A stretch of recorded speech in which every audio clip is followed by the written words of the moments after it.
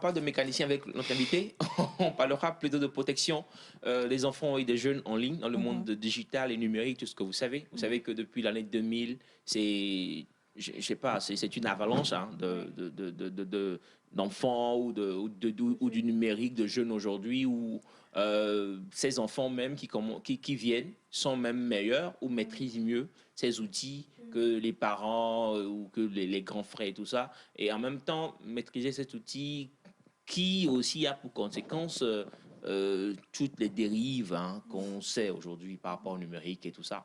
Donc aujourd'hui, nous voulons parler de cela, de ce fléau, de ce problème. Avec notre invité, il se nomme Charles Condy.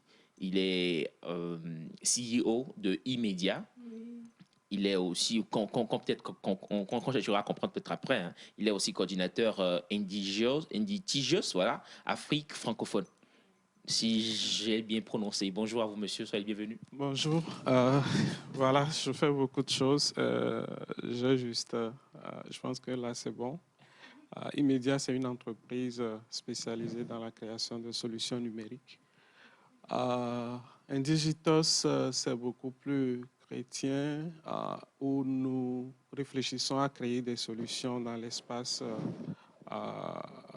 chrétien, des solutions qui vont aider les gens. Quand je dis chrétien, ce n'est pas forcément pour église et autres, mais également réfléchir sur des solutions qui auront un impact social, qui vont aider les populations, qui vont apporter une valeur ajoutée. Voilà, donc c'est une communauté ou un réseau mondial, ce n'est pas une organisation, dont j'assure la coordination au niveau de l'Afrique francophone. Voilà, en plus de ça, je suis informaticien. Voilà, je réfléchis sur le numérique. Également, j'ai la passion pour les enfants. Voilà pourquoi vous m'avez découvert la dernière fois. Et aujourd'hui, on se fera le plaisir de vous découvrir, de vous découvrir en plus grand. Alors, avec vous, on parlera, comme je le dis entre-temps, de ce thème-là, la protection de l'enfant et du jeune en milieu virtuel. Oui. La première question qui me vient, milieu virtuel, est-ce un milieu adapté pour les enfants? C'est comme si vous posez la question, est-ce que pourquoi je suis né au Togo? Peut-être au moment où moi je suis né, on ne se posait pas cette question. Mais aujourd'hui, ce n'est plus vraiment une question. Ils sont dedans. On ne peut pas vraiment refuser que ces enfants soient dans le milieu numérique. Mais comment nous nous adaptons? Comment nous les gérons dans ce milieu où ils sont arrivés, ils n'ont pas demandé à arriver à cette époque où tu t'es digitalisé?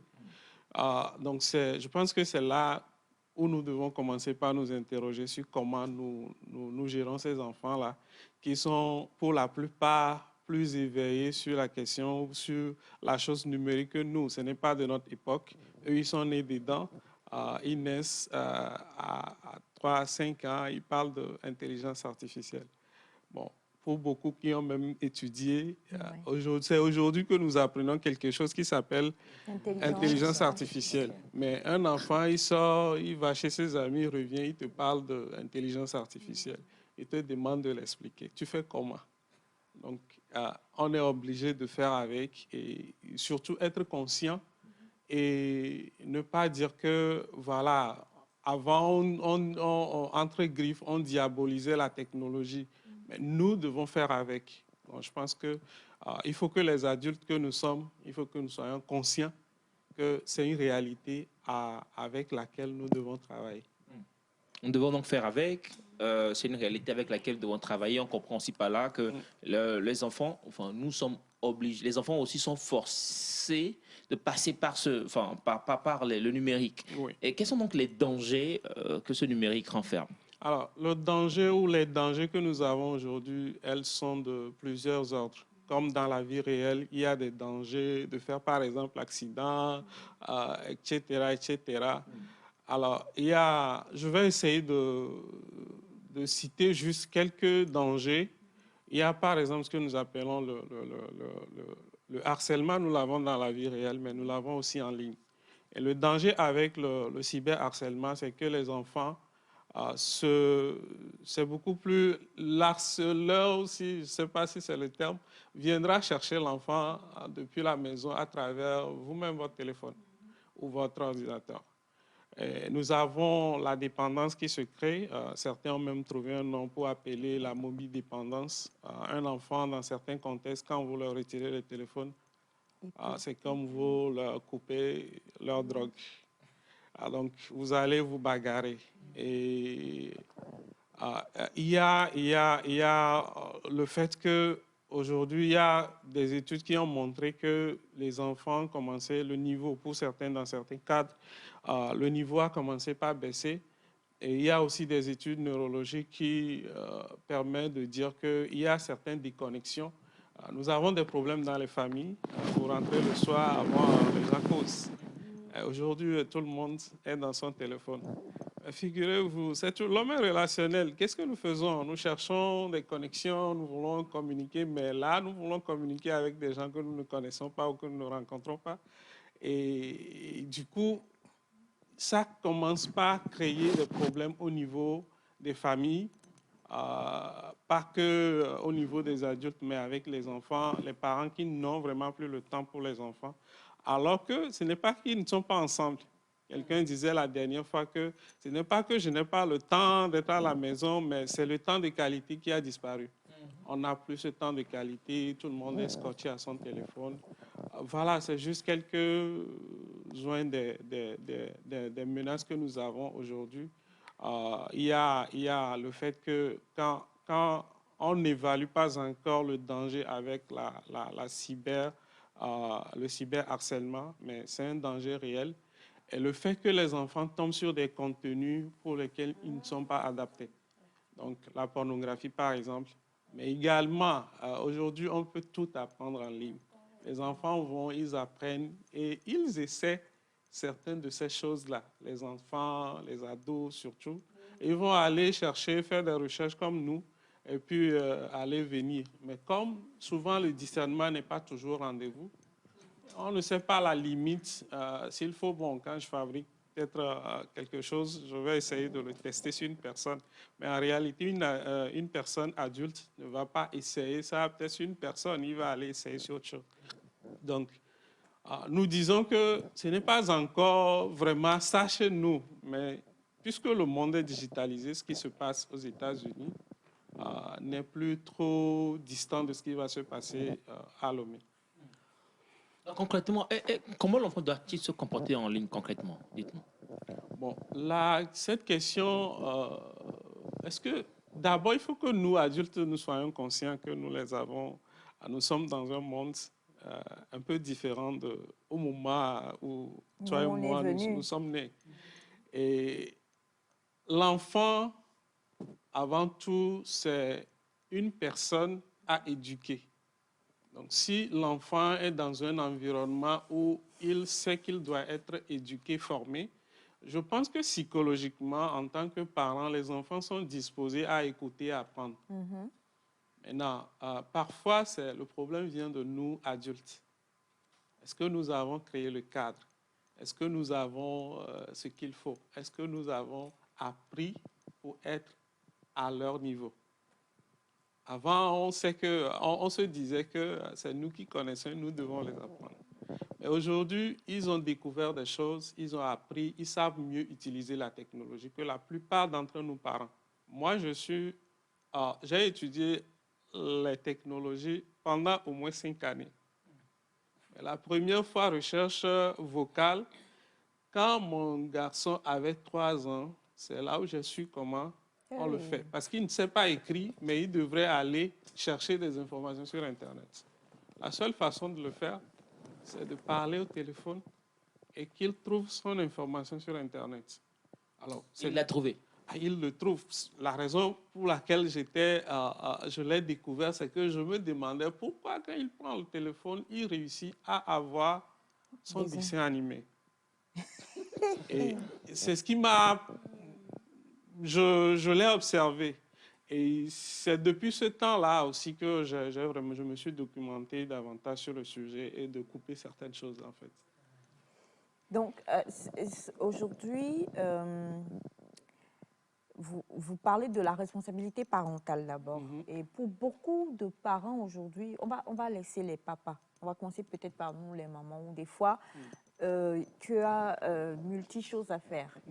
Et tu as l'enfant qui te fatigue et qui te dérange. Tu prends ton portable et puis tu ouvres un programme pour que l'enfant puisse se distraire. Et on commence très, très tôt de nos jours. Et puis, il y a aussi, malheureusement, aujourd'hui, ce fléau, moi je l'appelle fléau, qu'on observe. On voit des parents qui ouvrent TikTok. Où l'enfant, moi j'ai une petite nièce qui a 2 ans, elle prend le portable de sa mère, elle sait où se trouve TikTok.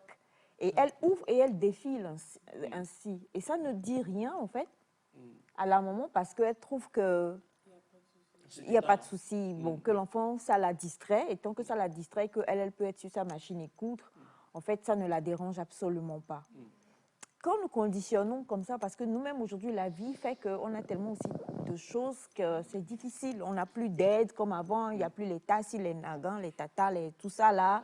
Les choses ont beaucoup changé, le monde même a tourné, il est un peu bizarre. Avant, on avait des nounous prêts à se sacrifier pour nos enfants et nous permettre de vraiment faire ce qu'on est honnête. Aujourd'hui, même si tu as la nounou, elle prend ton enfant pour faire TikTok.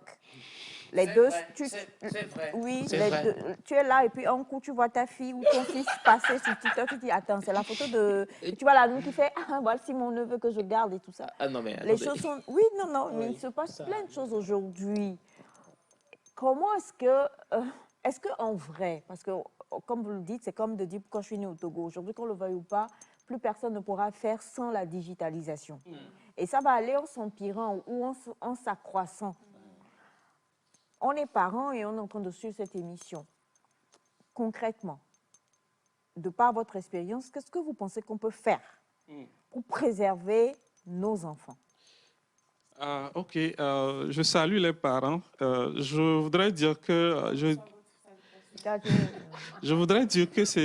dis des choses aux parents, mais ce n'est pas toujours évident et ce n'est pas facile. Mais nous devons être conscients et être intentionnels par rapport à la réalité et ce qui se passe, parce que demain sera trop tard. C'est vrai que c'est la facilité entre griffes de calmer son enfant avec son téléphone. La dernière fois, je posais la question aux gens, le téléphone, c'est un outil ou c'est un jouet? Et les adultes m'ont répondu que c'est un outil. Donc, je demandais pourquoi vous donnez alors un téléphone à un enfant? Et pourquoi nous ne réfléchissons pas à autre chose pour donner? Parce que c'est ce qui vient en fait. Aujourd'hui un enfant, l'enfant même quand tu ne veux pas lui donner le téléphone, il pleure. Il saute dessus. Oui, il saute dessus. Là, en fait, c'est que c'est quelque chose qui est en train de se passer, de se créer sans... on est en train de nous l'imposer en réalité. Tout à l'heure, ou bien hier soir, quelque chose m'est venu et je vais le dire. Quand on prend TikTok, vous savez qu'en Chine, TikTok est limité. Oui. Mais c'est les Chinois qui l'ont créé. Hein. Avant 18 ans, vous avez 1 heure d'utilisation. Il semble même qu'ils contrôlent le contenu. Oui. Et après une recherche, il s'est avéré que quand on demandait aux enfants chinois exposés à TikTok et aux Américains, les enfants disaient ils vont devenir des scientifiques et autres. Et les enfants américains disaient qu'ils seront des influenceurs. Donc, imaginez-vous dans 10, 15, 20, 30, 50 ans,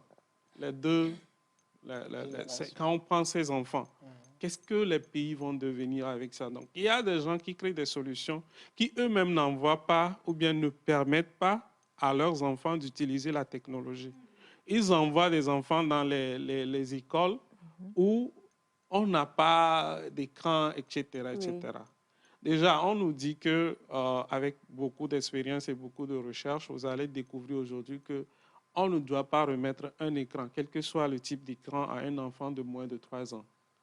Donc, le contrôle va jusqu'à au moins l'âge de 12.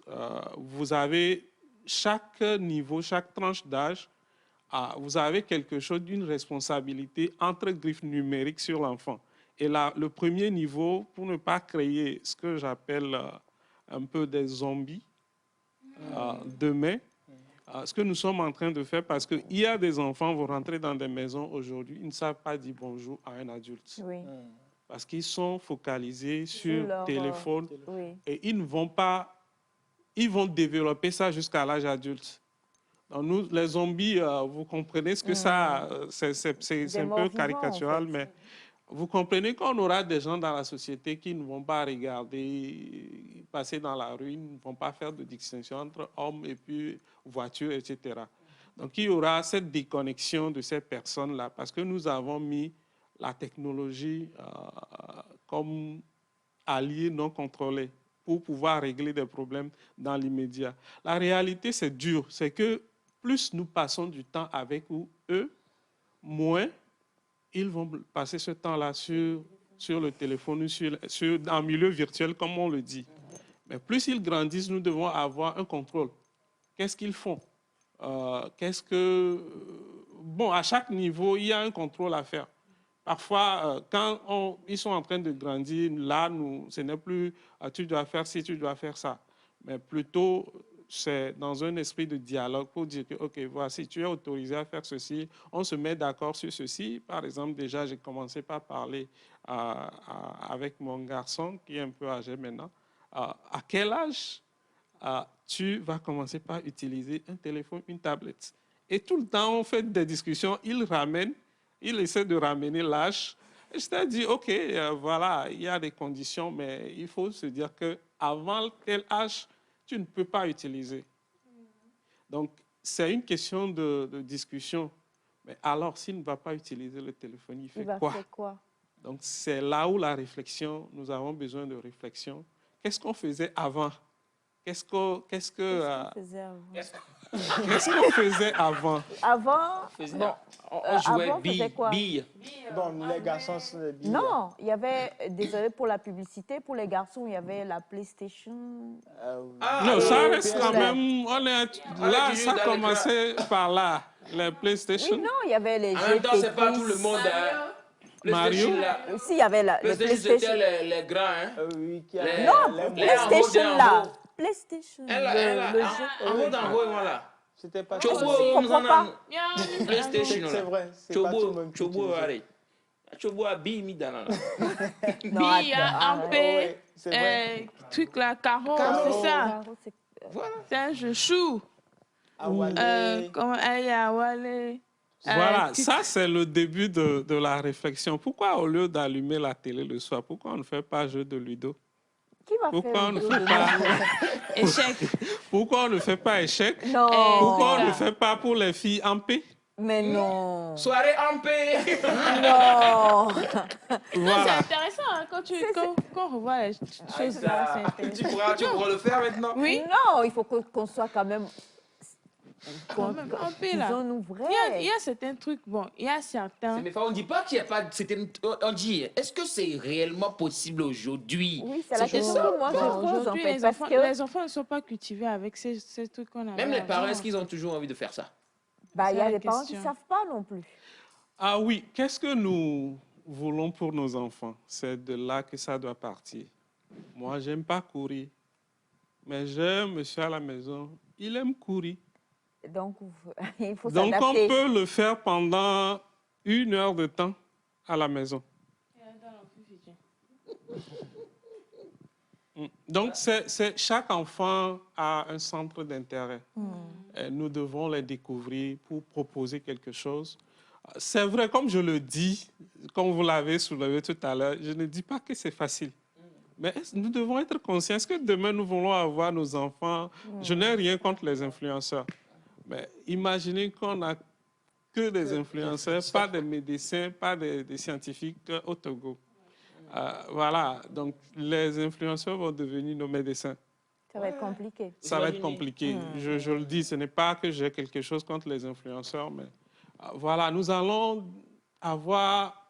les gens vont orienter notre société et nous-mêmes, nous n'avons pas de plan. C'est-à-dire, c'est pour ça que je dis, il faut qu'on soit intentionnel. Qu'est-ce que nous voulons que nos enfants deviennent? Vous allez être étonnés moi, je suis étonné du fait que quand je prononce un chiffre, un enfant arrête tout.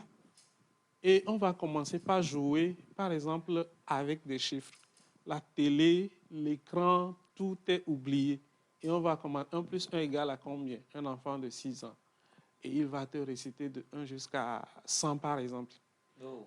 En dehors de l'écran, il est vraiment... Tu sens que, OK, 1 plus 1 égale à 2. Il dépose son écran ou bien ce qu'il est en train de faire et il est focus. Donc, ça veut dire que si les parents travaillent, ils peuvent découvrir. Et quelle est nous la avons passion de voilà, les autres centres d'intérêt de des l'enfant. Et je le dis, plus nous passons du temps avec eux, moins nous réduisons le temps qu'ils passent en ligne. Alors, on a des messages. On a bonjour à vous tous. Les Bonjour. dangers sont énormes. Il s'agit entre autres de la cybercriminalité, de la délinquance juvénile. Le taux de sexualité a pris aussi de l'ampleur au niveau des jeunes. Par exemple, prenons entre autres le cas virtuel qui a fait qu'à des moments donnés, en plein cours, l'enfant ne s'intéresse plus au cours, mais plutôt préfère regarder, désolé, hein, les caleçons de ses camarades filles en classe. Et cela, je vous le dis parce que c'est une expérience professionnelle à moi. Donc, c'est un professeur qui envoie ce genre de message parce que c'est ce qu'il vit aujourd'hui. Mais oui, puisque l'enfant est exposé, on parle il y a beaucoup de choses. Nous-mêmes, on est un peu harcelés des fois. Des fois, vous avez de ces, je ne sais pas si on doit dire applications, des choses qui vous envoient à chaque fois des notifications sur des choses. Et la publicité, hein? oui, même, tu peux même pas, comment vous dites ça, désappliquer, désinstaller cette application-là. Ça revient parce qu'on vous dit que ça inclut peut-être dans le programme, dans le système de ce portable-là et tout ça. Donc, imaginez un enfant qui tombe sur ces contenus. Sur des contenus qui ne sont pas édifiants pour lui. Alors qu'aujourd'hui, la société veut, est-ce que c'est la société, la vie d'aujourd'hui fait que c'est un peu compliqué pour nous de ne pas non plus mettre nos enfants. Je trouve ça un peu... Pour moi, pour ma part, je trouve que c'est un peu le serpent qui se mord la queue parce que pour une certaine génération, on a reçu, je crois la semaine dernière, Madame Trenou qui nous disait que quand elle a commencé dans le domaine du secteur bancaire, il n'y avait pas la digitalisation. Et vous allez parfois dans certains lieux aujourd'hui où ceux qui ont commencé un peu de la vieille époque, qui disent vos histoires d'ordinateur, c'est maintenant qu'ils doivent vraiment tout faire pour apprendre et maîtriser. Et donc, nous voulons mettre nos enfants avec le pied à l'étrier en même temps pour qu'il n'y ait pas de difficultés. Un peu comme nous, on n'a pas connu et on est obligé et tout ça. Oui, le pied à l'étrier. Oui, encore, je dis qu'il faut être intentionnel. Vous avez dit tout à l'heure que les parents, bon, ça m'échappe un peu. En fait, c'est que quand vous voulez qu'un enfant devienne un médecin, il y a un parcours qu'il doit suivre. Bon, ce n'est pas vous qui l'imposez, hein. Il ne faut pas l'imposer non plus. Comme avec la technologie, il ne faut pas leur imposer. Mais on sait quand même qu'il y a un parcours. Mais est-ce qu'aujourd'hui, on a un programme par rapport à l'éducation numérique pour amener nos enfants, comme vous le dites? Mais rassurez-vous, ce n'est pas... Ils sont très intelligents pour vite apprendre. Mais est-ce que nous sommes en train de leur donner les informations ou la formation qu'il faut? Déjà, quand vous avez parlé de l'éducation, ça m'intéresse. C'est qu'il faut que nous soyons conscients pour les éduquer. Déjà, quand on vous prépare pour devenir ingénieur en informatique, qu'est-ce qu'on vous apprend à la base? On ne vous apprend pas l'écran. On vous apprend à faire de la bonne mathématique. Oui. Alors, nous avons, personnellement, j'ai fait de ce genre d'expérience et je continue pas à le faire avec les enfants. La dernière, j'ai initié un enfant dans le cadre d'un programme très tôt. Et la semaine passée, le papa me dit qu'il faut que tu regardes cet enfant-là. je ne me rappelle plus de la classe, mais il y a de cela. Il doit être toujours peut-être au collège ou en fin de cours primaire. Et cet enfant-là, il ne commence pas à apprendre le code informatique. Il est au collège, mais il apprend le code informatique. Oui, un langage, il veut apprendre. Il me dit que maintenant, je ne vais pas appeler son nom, ta fille est en train de vouloir apprendre Python. Et le papa me dit, c'est quoi Python?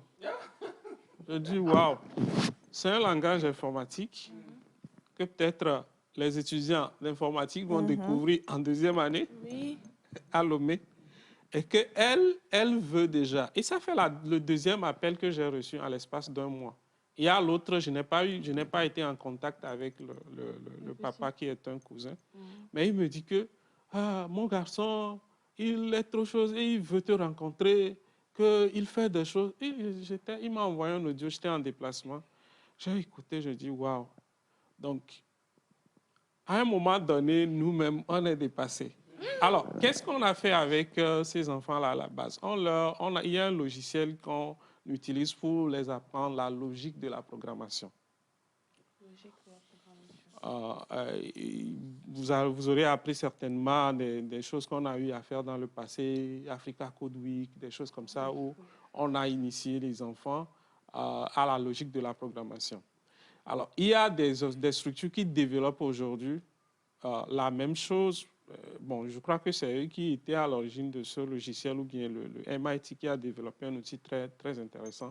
Ce n'est pas qu'on leur apprend vraiment du code, mais on leur apprend ce que l'informaticien spécialiste va utiliser plus tard. Maintenant, eux, ils sont en train de le faire, dire que bon, OK, on vous apprend l'informatique, mais on vous apprend sur papier. La même logique qu'on utilise. Donc, après, quand vous passez de l'ordinateur, du papier à l'ordinateur, vous savez déjà la logique. Apprendre le code, ce n'est pas la partie la plus complexe pour créer des solutions complexes. C'est la réflexion. Donc déjà, on leur dit, bon, OK, sur papier, on crée des outils pour vous apprendre à faire de la logique informatique, la logique de la programmation, à faire du numérique. Donc voilà, c'est pour ça que je dis, il faut que nous soyons intentionnels sur ce que nous voulons pour nos enfants. Maintenant, le danger, la différence entre un enfant à qui on remet le téléphone, un enfant à qui on éduque. Vous avez vu, nous avons fait cette expérience avec quelques enfants. Aujourd'hui, ils continuent. J'ai toujours des contacts avec eux. Et même l'année passée, nous avons fait encore 1 ou 2 semaines avec certains enfants au cours des vacances. Il y a toujours un résultat qui est là. Mais un enfant à qui vous remettez le téléphone, il va aller sur YouTube. Si je comprends bien, on donne à un enfant à qui on remet juste le portable et il vit comme il veut, il va sur YouTube et autres, tout ça. C'est ça le réel danger. Mais lorsque nous sommes intentionnels et que nous prenons le portable et que nous lui enseignons par A plus B, en extirpant de lui le désir de ce qu'il veut peut-être être ou devenir, là vraiment, on sait orienter maintenant l'utilisation du portable et de la tablette et de toutes ces choses-là. Mais si c'est juste parce que, oh, vraiment, et puis tiens, faut voir ça non mais et autres. Alors là, c'est que on livre cet enfant justement à tous les travers qu'on peut avoir dans ce secteur-là, qui, comme on le dit encore, on ne pourra plus s'en défaire. Hein. C'est vraiment ça aujourd'hui. On ne peut pas ne pas vivre avec ça, mais il faut qu'on soit intentionnel. Premièrement, en tant que parents, c'est très important pour nous de créer des moments de qualité avec nos enfants. Au lieu de leur laisser le portable ou bien, je ne sais pas, les laisser devant l'écran pour 2 heures de temps, prenons 1 heure à être avec eux nous-mêmes. Parler avec eux, récréer, manger. C'est important. Manger, c'est important. C'est un moment de qualité. C'est un moment de qualité, c'est vrai. Manger sans téléphone. Oui, oui c'est ça. Ça, c'est un exercice. Exercice de la journée. Manger sans téléphone. Ils sont champions dans le décodage. C'est ça même. Oui, au fait, je ne sais pas comment l'enfant... Des fois, même l'enfant prend ton portable, il code ça à ta place. À ta place, oui. Alors, tu prends ton téléphone, tu ne... Oui, non, mais sérieusement, où tu as un portable, tu ne connais pas grand-chose des paramètres, mais l'enfant, il va et il connaît plus de choses par rapport à toi-même, ton c'est clair. portable, que toi. Non, c'est Ça que nous les lance en appareils- fait un les- défi en tant que parents pour apprendre. Parce que pour eux, c'est rapide. Ce n'est pas de notre époque, en fait. Et ils sont rapides. Vous leur remettez, garde-moi le téléphone 1 minute, 5 suite, minutes, 10 tout ira. minutes. Il te revient avec des choses que tu ne sais pas. Que ton appareil me marque en paramètre. Oui. Et ça me fait poser C'est peut-être que une dernière question pour vous. En termes de contrôle parental, quelles sont les astuces, les trucs, je sais pas, les applications ou les Qu'on choses peut là que vous utiliser pouvez pour ça. nous donner là? Parce qu'il y a des parents qui Ah. suivent, qui voudraient bien... voilà. Oui, comme je le disais, la première chose, c'est que je dis aux gens souvent que vous-même, vous êtes la première protection de l'enfant. Vous ne voulez pas que votre enfant soit harcelé, qu'un jour votre enfant ou disparaisse carrément parce que vous ne l'avez pas suffisamment protégé. Et donc, je vais répondre à cette question en disant je vais répondre à cette question dans la logique d'être intentionnel. Nous avons déjà des outils à la maison. Nous avons nos téléphones. Il y a pratiquement sur tout équipement aujourd'hui quelque chose qui nous permet de contrôler. Qu'est-ce qu'on va contrôler chez l'enfant? Comme je le disais, à moins de 3 ans déjà, c'est 0 écran. C'est compliqué pour la maman, parfois pour le papa. Il faut nous permettre aussi de garder les enfants. Donc, Devant de maison. il faut que les parents sachent qu'est-ce qu'il faut faire avec l'enfant, avec le numérique à son âge, comme je le dis. Un enfant de moins de 3 ans, OK, on ne peut pas lui remettre un téléphone, mais on peut faire quelque chose. Comme je l'ai dit tout à l'heure, il y a de la mathématique, de la logique, il faut déjà engager les enfants. Donc, parfois, nous investissons dans des jouets pour leur permettre de travailler sur les couleurs, sur les formes, etc. C'est la construction. Et de l'autre côté, il y a, quand vous parlez des outils, l'Internet. Nous laissons l'Internet libre. Parfois, c'est les enfants, on veut même leur téléphone, nous laissons libre.